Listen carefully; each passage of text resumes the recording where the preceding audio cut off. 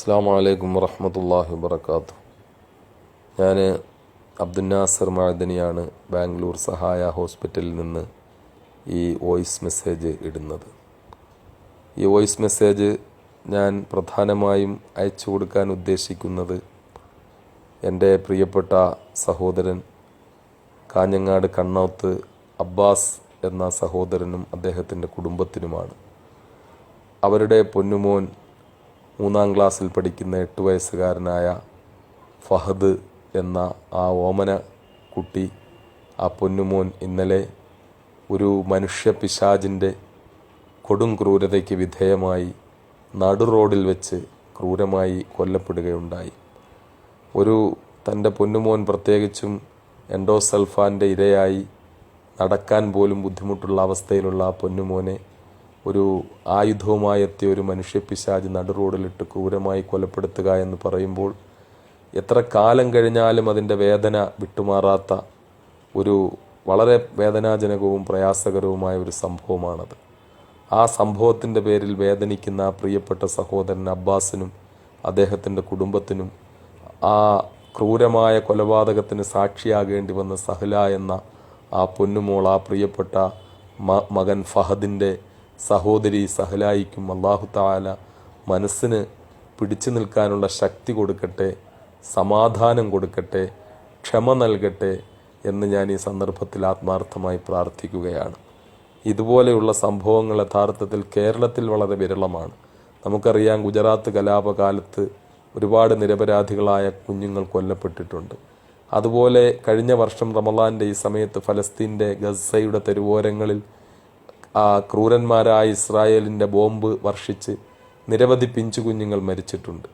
അതുപോലെ ഇറാഖിൽ ഉൾപ്പെടെ അമേരിക്കയുടെ ക്രൂരമായ ആക്രമണത്തിൽ നിരവധി കുഞ്ഞുങ്ങൾ കൊല്ലപ്പെട്ടിട്ടുണ്ട്. അതൊക്കെ നമ്മൾ വളരെ വേദനയോടുകൂടി പറയുകയും അവർക്ക് വേണ്ടി പ്രാർത്ഥിക്കുകയും അവരുടെ മാതാപിതാക്കൾക്ക് സമാധാനത്തിന് വേണ്ടി പ്രാർത്ഥിക്കുകയൊക്കെ ചെയ്യുമ്പോൾ കേരളത്തിൽ ഇത്തരമുള്ള അനുഭവങ്ങളൊക്കെ വളരെ കുറവാണ്. അങ്ങനെ ഉണ്ടാകൽ തന്നെയില്ല. എന്നാൽ ഇത് തികച്ചും നമുക്ക് ഒരു നിലയിൽ ഉൾക്കൊള്ളാനാവാത്ത ഒരു സംഭവമാണ്. ഇന്നലെ ആ വാർത്ത നവമാധ്യമങ്ങളിലൂടെ, സമൂഹ മാധ്യമങ്ങളിലൂടെ അറിയാൻ കഴിഞ്ഞപ്പോൾ കുറേ നേരത്തേക്ക് വിനീതനായ ഞാൻ തരിച്ചിരുന്നു പോയി. എന്താണ് പ്രതികരിക്കേണ്ടതെന്നറിയാതെ.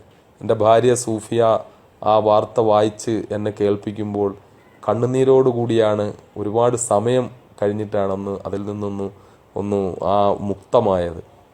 ചുരുക്കത്തിൽ വളരെ വേദനാജനകമായ ഈ അനുഭവം അല്ലാഹു തആല ആ മാതാപിതാക്കൾക്ക് സമാധാനം നൽകട്ടെ.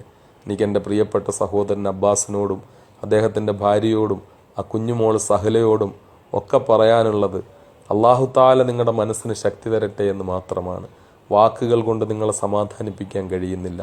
അല്ലാഹു റബ്ബുൽ ഇസ്സത്ത് നിങ്ങളുടെ മനസ്സിന് സമാധാനം തരട്ടെ. ആ പൊന്നുമോൻ്റെ കാര്യത്തിൽ വളരെ വിഷമകരമായ അവസ്ഥയിലാണ്.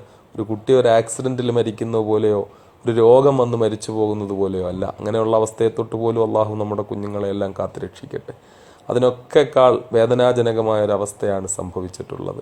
ഇതുപോലുള്ള അനുഭവങ്ങൾ എങ്ങനെയാണ് ഇത്തരത്തിലുള്ള മനുഷ്യപ്പിശാചുക്കൾ പെട്ടെന്നിങ്ങനെ പ്രത്യക്ഷപ്പെടുന്നതും, ഇതുപോലെ ആർക്കും ഒന്നും ചെയ്യാതെ നമ്മുടെ എല്ലാം വീടുകളിൽ നിന്ന് കുഞ്ഞുങ്ങൾ സ്കൂളിൽ പോകുന്നതാണ്, അതുപോലെ മദ്രസയിൽ പോകുന്നതാണ്, മറ്റാവശ്യങ്ങൾക്ക് പോകുന്നതാണ്.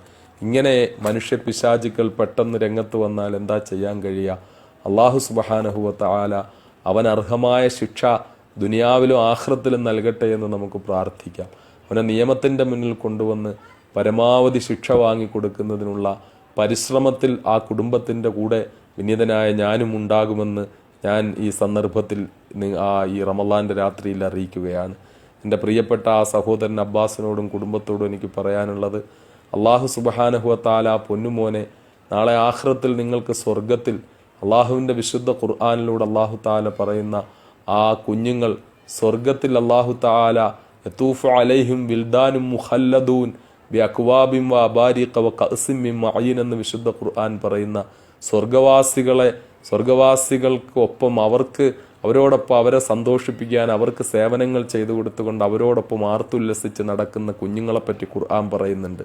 അള്ളാഹു അങ്ങനത്തെ കൂട്ടത്തിൽ ആ പൊന്നുമോൻ ഫഹദിനെ ഉൾപ്പെടുത്തുകയും അവൻ്റെ മാതാപിതാക്കളെ നാളെ സ്വർഗത്തിലേക്ക് കൈപിടിച്ചു കൊണ്ടുപോകുന്ന മകനായി അവർക്ക് ആ മാതാപിതാക്കൾ ഇതിലങ്ങ് ക്ഷമിക്കാൻ അവർക്ക് കഴിഞ്ഞാൽ, എൻ്റെ വാക്കുകൾ ഞാനൊരു ഫോർമാലിറ്റിക്ക് വേണ്ടി പറയുകയല്ല, ഞാൻ എൻ്റെ ഹൃദയത്തിൽ നിന്ന് പറയുകയാണ്, ഈ വേദനയെ ക്ഷമിക്കാൻ എൻ്റെ ആ പ്രിയപ്പെട്ട മാതാപിതാക്കൾക്ക് അള്ളാഹു താല മനസ്സമാധാനം കൊടുക്കട്ടെ.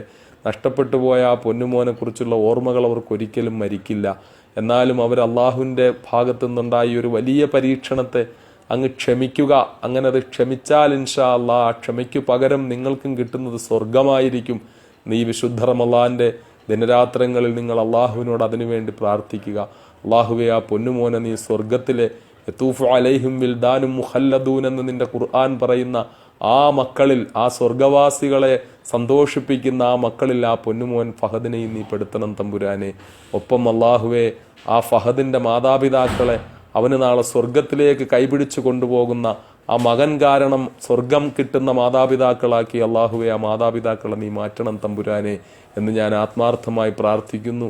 എൻ്റെ പ്രിയപ്പെട്ട മുഴുവൻ സഹോദരങ്ങളും ഈ റമളാന്റെ ദിനരാത്രങ്ങളിൽ മൊത്തം അവസാനത്തെ 10 പുണ്യമായ ദിനരാത്രങ്ങളിൽ ആ മാതാപിതാക്കളുടെ മനസമാധാനത്തിന് വേണ്ടിയും ആ പൊന്നുമോനും ആ മാതാപിതാക്കൾക്കും സ്വർഗത്തിൽ കിടക്കാനുള്ള ഭാഗ്യത്തിന് വേണ്ടിയും ആത്മാർത്ഥമായി ദുആ ചെയ്യുക. എനിക്ക് സത്യത്തിൽ കഴിഞ്ഞ നമ്മുടെ സഅദ് എന്ന് പറയുന്ന ആ കുട്ടി കൈയും കാലും മുറിച്ചു മാറ്റപ്പെട്ട ആ അനുഭവത്തിന്റെ വേദന പോലെ വല്ലാതെ അതിലും അപ്പുറം എപ്പോഴും ആ മകൻ ജീവിച്ചിരിപ്പുണ്ടെന്നൊരു സമാധാനമുണ്ട്. അതിനേക്കാളൊക്കെ അപ്പുറം ഈ പിഞ്ചു കുഞ്ഞിന്റെ ഈ അവസ്ഥ, 8 വയസ്സുള്ള ഈ കുഞ്ഞിന്റെ അവസ്ഥ എന്നെ വളരെയധികം വിഷമിപ്പിക്കുകയും വേദനിപ്പിക്കുകയും ചെയ്യുന്നുണ്ട്. എൻ്റെ എല്ലാ ദുആകളിലും ആ മാതാപിതാക്കൾക്ക് വേണ്ടി, ആ മോന് വേണ്ടിയും ആ പെങ്ങൾക്ക് വേണ്ടിയും ദുആ ചെയ്യുന്നുണ്ട്. നിങ്ങളെല്ലാവരും ആത്മാർത്ഥമായി ദുആ ചെയ്യണമെന്ന് എൻ്റെ ശബ്ദം കേൾക്കുന്ന എല്ലാവരോടും അഭ്യർത്ഥിക്കുന്നു. അല്ലാഹു തആല ആ കുടുംബത്തിന് സമാധാനം നൽകട്ടെ. വാഖിറു ദഅ്വാനാ അൽഹംദുലില്ലാഹി റബ്ബിൽ ആലമീൻ. അസ്സലാമു അലൈക്കും വറഹ്മത്തുള്ളാഹി വബറകാതുഹു.